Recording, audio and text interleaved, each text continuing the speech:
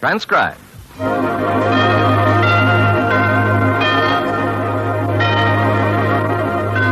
Ladies and gentlemen, the Joseph Schlitz Brewing Company of Milwaukee, Wisconsin presents The Halls of Ivy, starring Mr. and Mrs. Ronald Colman.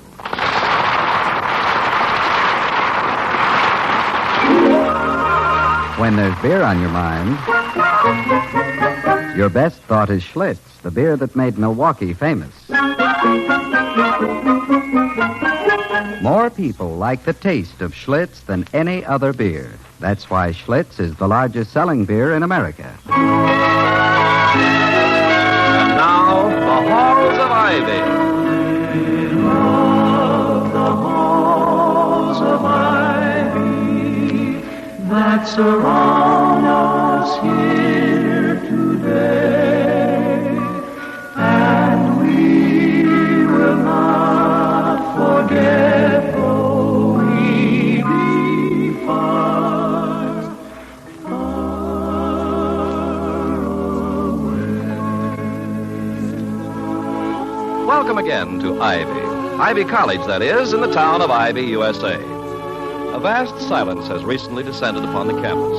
The midterm examinations will soon begin, and like most college presidents, Dr. William Todhunter Hall enjoys this terminal lull. It gives him a chance to lock himself up in his study and polish off the accumulated unfinished business. And that's what he's doing at the moment. His wife, the former Victoria Cromwell of the London stage, has just answered the front doorbell. She enters the living room with a visitor and says, Well, if you're quite certain it's important, I'll try and get him out. But I must warn you, Mr. Nolan, Harry Nolan. Well, I must warn you, Mr. Nolan, that I may not succeed. Once my husband locks himself up in his study, he becomes entirely oblivious to the rest of the world. In fact, compared to Dr. Hall when he's concentrating, a Hindu fakir on a bed of nails could be termed flighty. It's important. Well, I do my best. William! William! William! The house is on fire! William? How important is it, Mr. Nolan? I've flown in all the way from New York to offer your husband $150,000, Mrs. Hall. You rate it. William!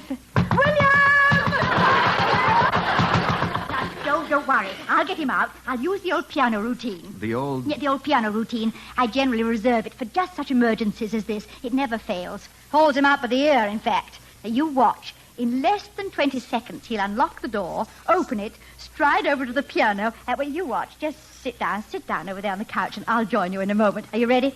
Ready. Yeah. Here we go.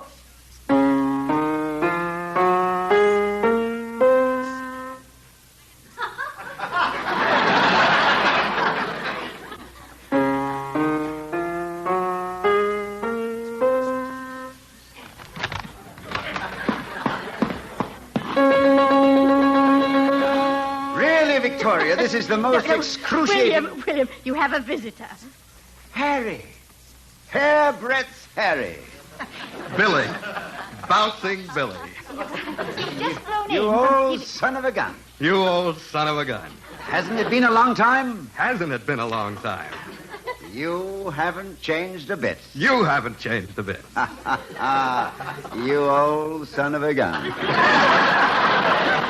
You old son of a gun. I'm delighted to see you. I'm delighted to see you. You look great.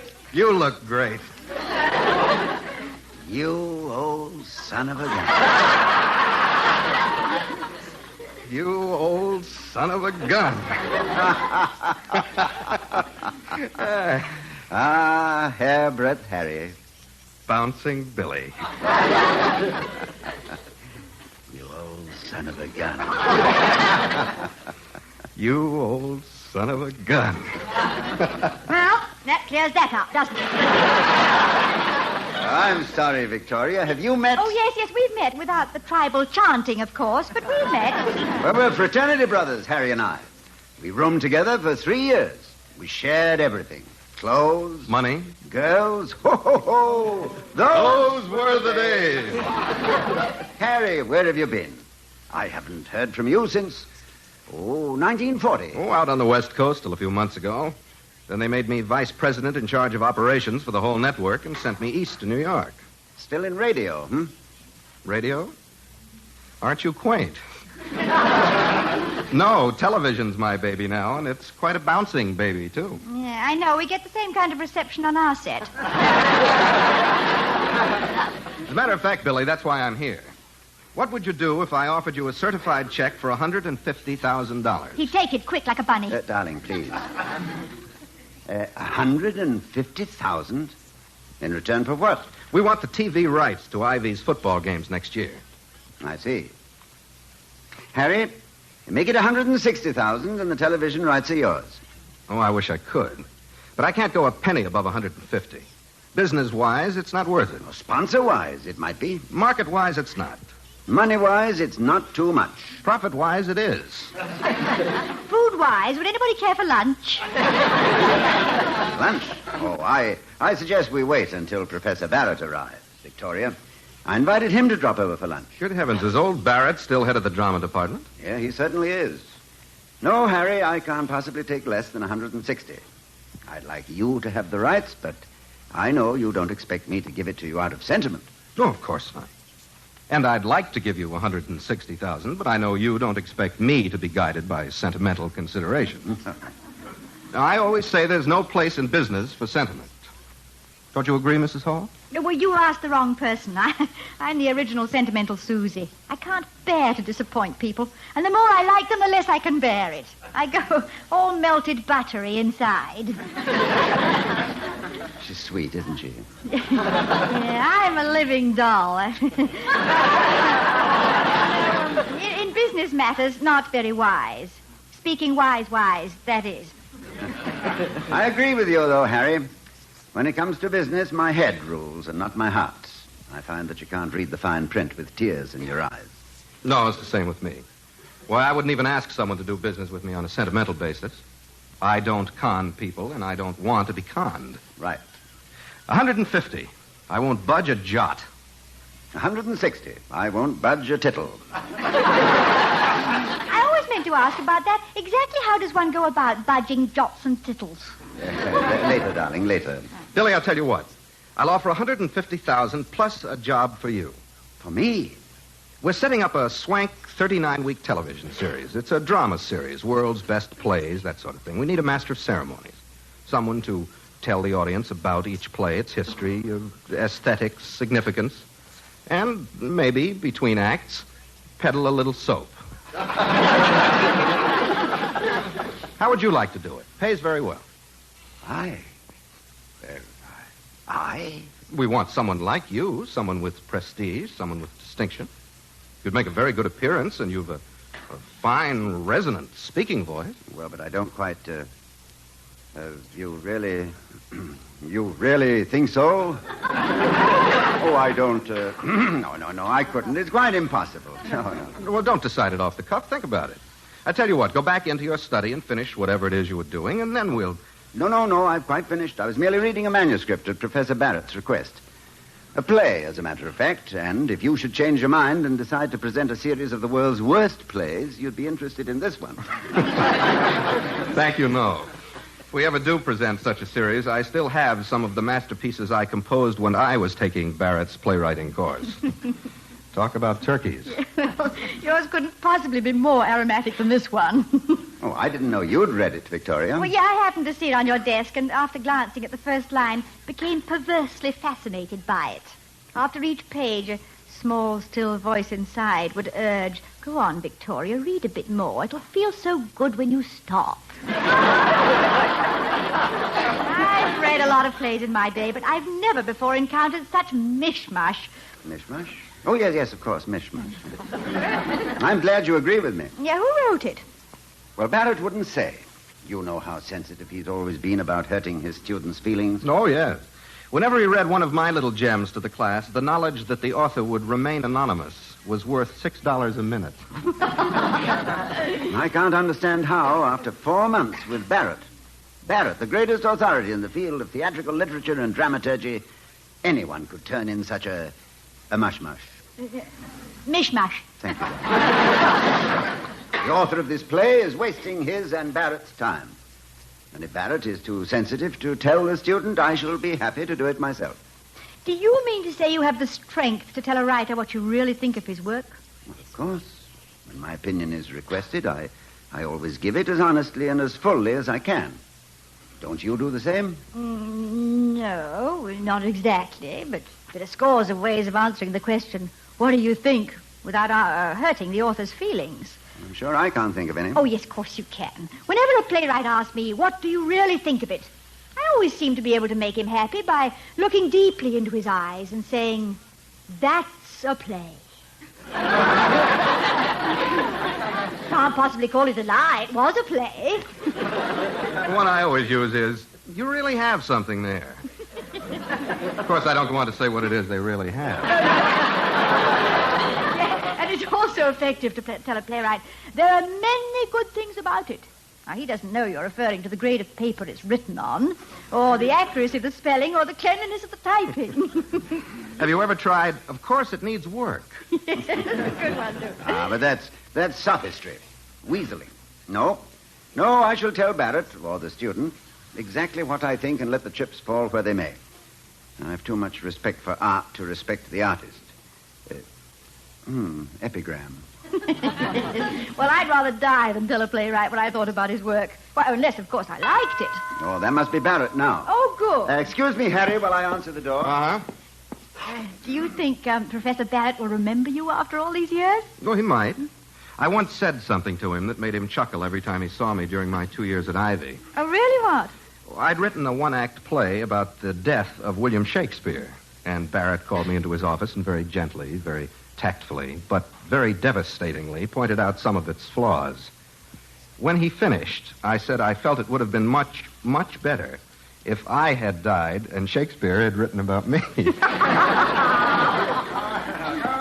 Professor, not in the least. You're exactly on time. Good afternoon, Professor Barrette. Oh, nice of you to have me, Mrs. Hall. I wonder if you happen to remember Mr. Nolan. He's a former pupil of yours. Of course, of course. I remember him well. It would have been much better, sir, if I had died in Shakespeare. Of course. Very good to see you again, sir. Thank you. We were just discussing the play you asked me to read.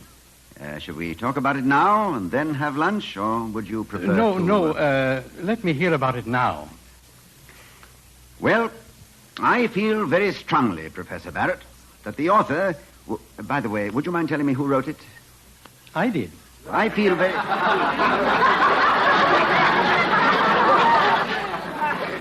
What? Yes, I wrote it, rewrote it, and polished it over a period of 6 or 7 years. What do you think of it? The truth now. You wrote... Yes. Well, Professor... Professor Barrette, that's a play.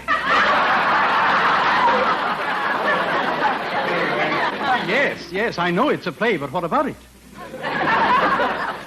You have something there. But what?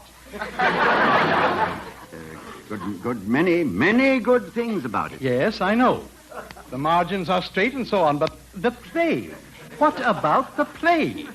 The play? Yes. Well, of course, you realize it needs work. You could say that about the human race to the great creator himself. Be more specific. Do you think it's good or bad? Were you moved at all, or were you unaffected? Well, I feel that... Suppose we discuss it after lunch. I think it's ready now. Lunch, thank heavens. Yes, indeed. I've been looking forward to it all day. Yes, let's go in at once, Victoria, and we will talk about your play when we finish. Lunch. What a lovely thought, a nice hot lunch. Yes, indeed. Surprisingly warm for January, isn't it?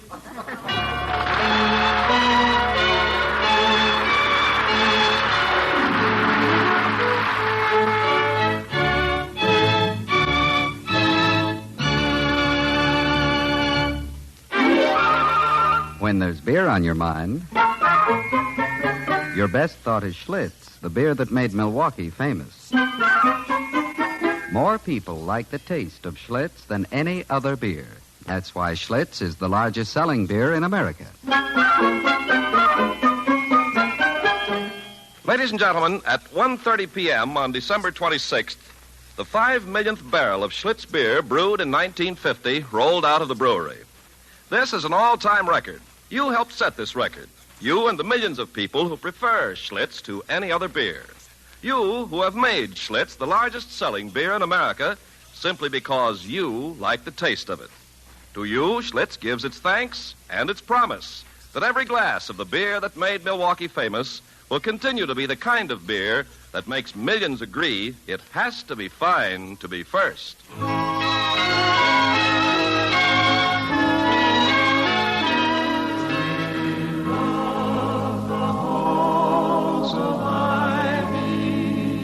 That surround us here today. Now back to the halls of Ivy. Professor Barrette and Harry Nolan are conversing in the living room of the Hall's home.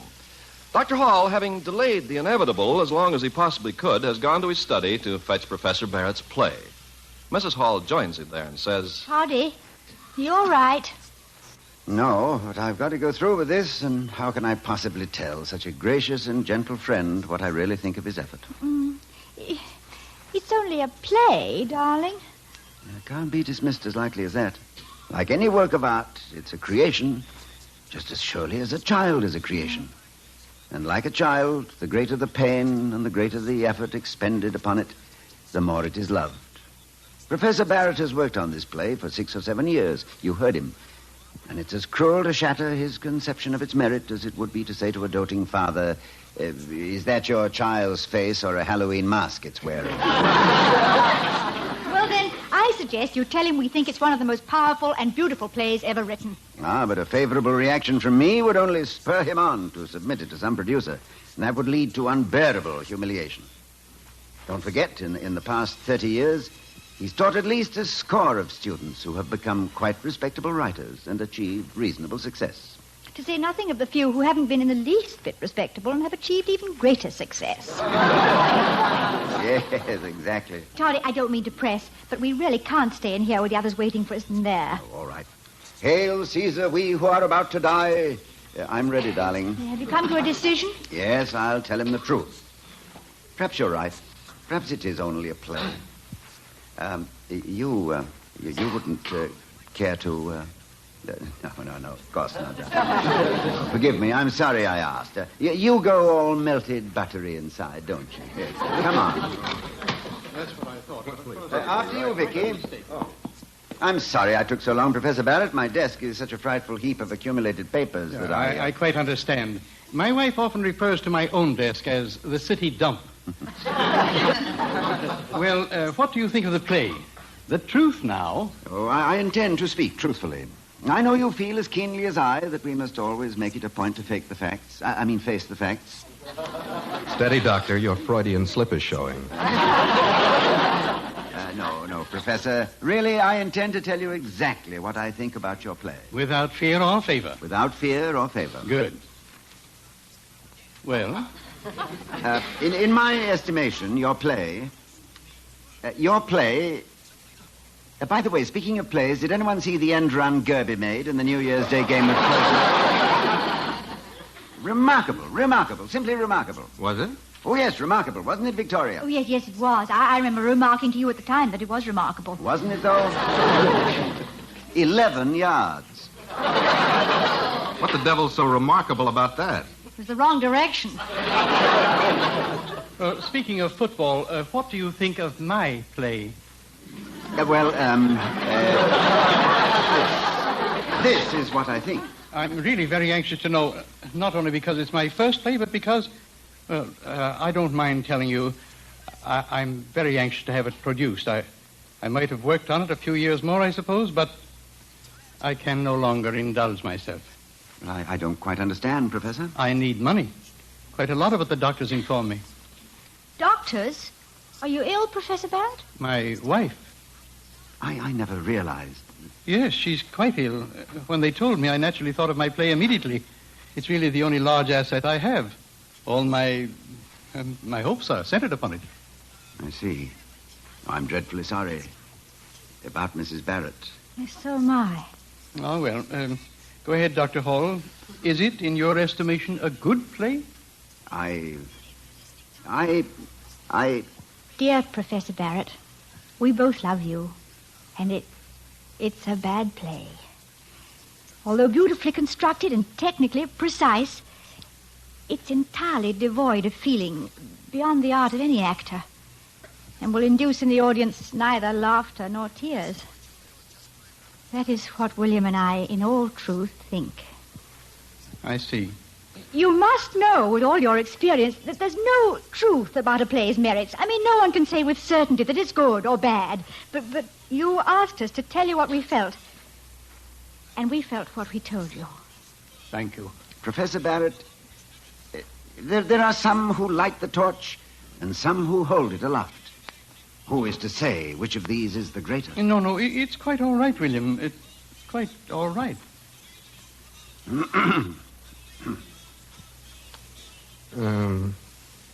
Anyway, Billy, as I was telling you at lunch, this jockey spoke to me while I was over at the paddock. Mr. Nolan, he said, I want to give you a tip. There's a filly down at the stable who has yet to run her first race. She's the fastest thing I've ever seen. Well, of course, I'm interested immediately, having my own stable as I do. So I went to see this filly's owner. Told him I might be interested in buying her. Understand? What? Understand what? Oh, yes, the filly. Yeah. He quoted a price that was out of this world. I told him he was crazy and offered him half what he asked. Understand? What? Oh, yes, horses. Yes. Professor Barrette. I'm not finished. Well, you know how it is in horse trading. Give a little, take a little, and eventually you may be able to make a deal. Understand? Same as any other deal. Horses, real estate, television rights to football games. Give a little, take a little. Understand? No. I say that when you're trying to make a deal, you give a little, take a little. Whether it's horses, television rights to football games, 39-week drama series. Understand? Horses, television, 39-week drama. Oh, yes. Of course I understand. Well, what do you take me for? I wholeheartedly agree. Good. Professor Barrette. Oh, I'm sorry. I wasn't following the conversation. No, I was saying that I wish you'd do me a favor. Help me out of a predicament. Well, gladly, my boy, if I can. Well, as I told you, I'm in television now, and we're thinking of presenting a very swank 39-week series, World's Best Plays, one a week, you know. Well, we're looking for someone to be the nominal producer, someone with prestige in the field of dramatic arts. Someone to appear on each program and sort of introduce the play and tell the audience something about it. It's a very important and highly paid job, but I can't think of anyone to fit the bill. Would you mind suggesting... Well, there's Lazar over in England and McRae of the... No, I've just had the most marvelous inspiration. I wonder if it's the same one I have. Why, heavens to Betsy, I'm all at sea.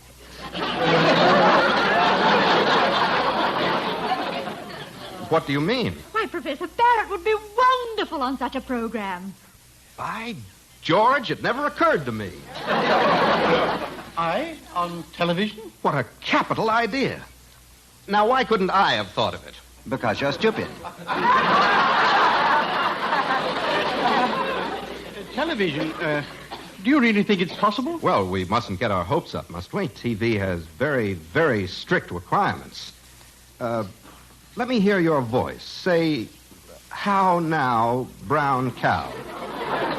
How now, brown cow? Perfect. Why, you could knock me over with a feather. And you have such a distinguished appearance. Professor Barrette, I'd be very grateful if you accepted the job. Of course, it only pays $500 a week. But then it's merely a few hours' work. Please say you'll do it. As a favor to me. Oh, but of course, I'd be delighted to. That is, if you're quite sure. You see, I'm not really a performer. Well, how do you know?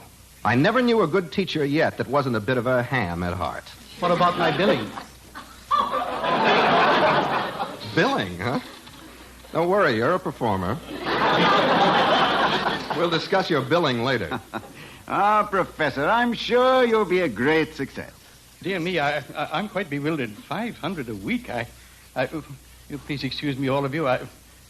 I must get home and tell my wife all about this. I shall break it to her gently, of course. Well, goodbye. Harry, you drive a hard bargain. You drive a hard bargain. You old son of a gun.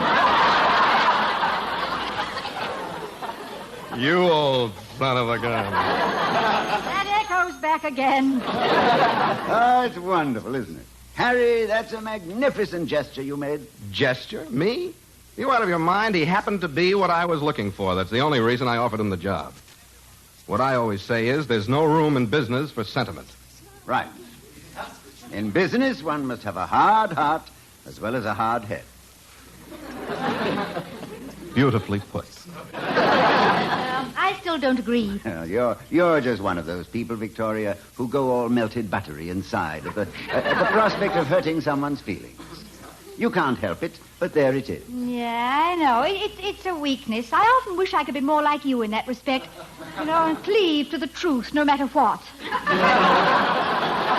Yeah, though the heavens fall. Yeah, exactly. Though the heavens fall. I lack the strength. Tut, darling, I've more than enough for both of us.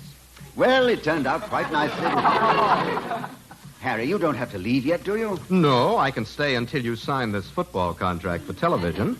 Just happen to have it here in my left hand and a fountain pen in my right hand. And we have a witness who wouldn't be so bad on television herself. Call that an offer if you like, Mrs. Hall. No, thank you. I'm a home girl now. Thank you, my darling.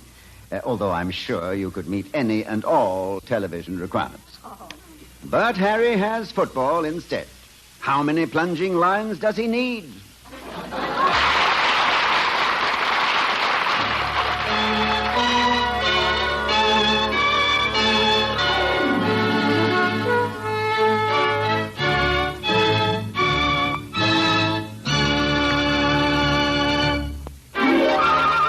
When there's beer on your mind, your best thought is Schlitz, the beer that made Milwaukee famous. More people like the taste of Schlitz than any other beer. That's why Schlitz is the largest selling beer in America. Now, here again are Mr. and Mrs. Ronald Colman. Good night, everybody. Good night.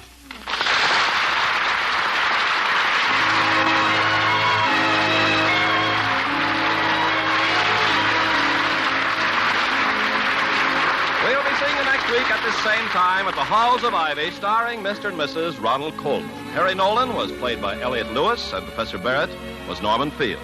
Tonight's script was written by Robert Sinclair, Walter Brown Newman, and Don Quinn, directed by Nat Wolfe, and transcribed by the Joseph Schlitz Brewing Company of Milwaukee, Wisconsin. Ken Carpenter speaking.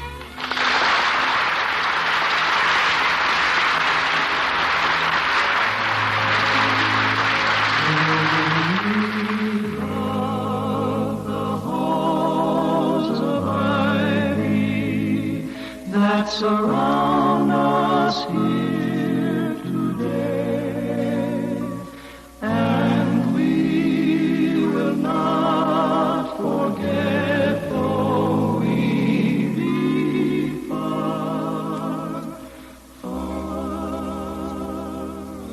Here comes the Great Gildersleeve.